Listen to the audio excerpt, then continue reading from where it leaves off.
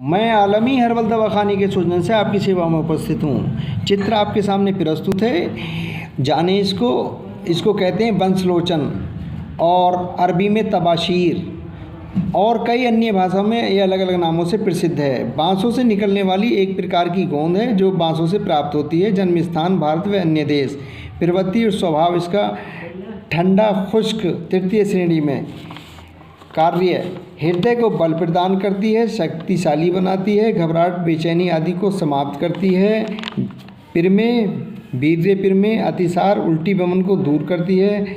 ज्वर आदि में लाभप्रद है। प्यास बुझाती है। आमाशय को शक्ति प्रदान करती है और दांतों मसूड़ों को भी शक्ति देती है। कई प्रकार की औषधियों व मंजनों में इसको शामिल किया जाता है। बाज़ारों में इससे बनी कई औषधियाँ मिलती हैं जैसे हब्बे तबाशीर, सत्व गिलो चूर्ण आदि। इसकी मात्रा और अनुपाम 1 ग्राम से 2 ग्राम तक। वीडियो पसंद आई हो तो लाइक और सब्सक्राइब करें, घंटी का बटन दबाएं ताकि आने वाली भविष्य में समस्त वीडियो आपको मिलते रहें, आप पूर्ण लाभ उठाएं और आज्ञा दें। फिर भेंट होगी किसी अन्य वीडियो के साथ। आदाब।